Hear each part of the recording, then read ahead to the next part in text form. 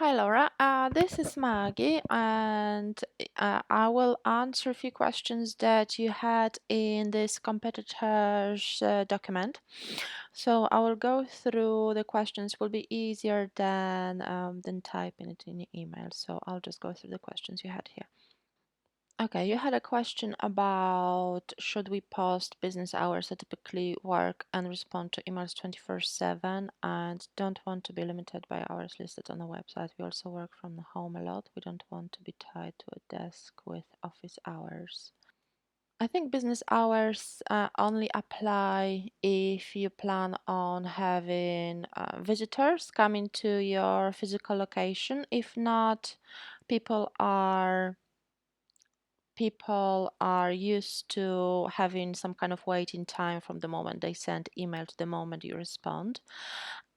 So there's no point really listing hours on your website because you can respond to emails when it's convenient to you, obviously. And if you wanted to add a chat to the website, that would make more sense to have certain hours when you would be available to chat with your customers, and obviously you would be available at the office, which I'm not sure if that's if that's what you want, but if you want more flexibility, I wouldn't go for listing office hours at this stage. You mentioned that you don't want to offer pricing on your website because other competitors could obviously see your pricing, and this is not something you would love to practice. So it's up to you. I cannot really advise on your specific niche and your approach to staying competitive when it comes to this particular element.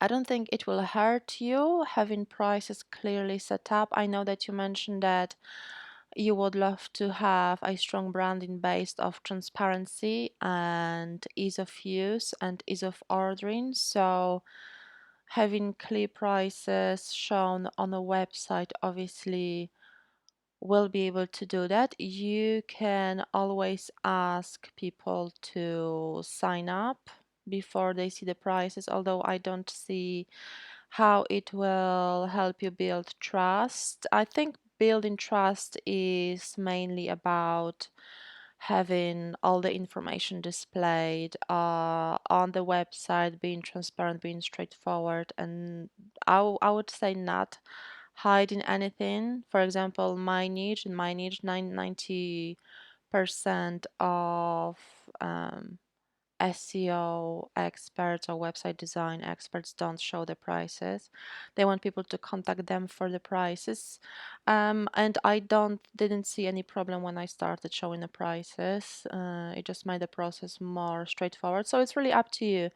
Showing prices can help you be more transparent, more approachable, and make ordering easier, which I know that you wanted to implement instead of people contacting you for the prices. So it will reduce email inquiries or phone inquiries. So I suppose, I mean, it is up to you, depends what is your end goal for the website, what you would like people to do. If you would like more people to order on a website, complete the purchase, and obviously if they're in a hurry they would want to know the prices. If you want more people to contact you for more personalized approach, then don't list the prices.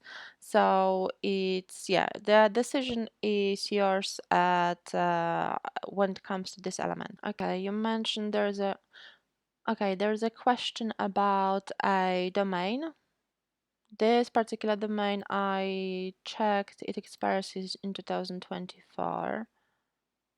Um, is there advantage to buying a bunch of domains? I mean, there's no advantage unless you want to buy a domain that you think your competitor might buy, and obviously you want to sell it to them.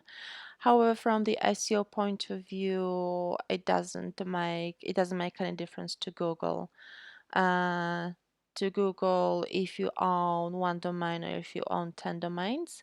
It will make a difference if you decided to link them to one website, because that could cause few issues if it's not implemented correctly.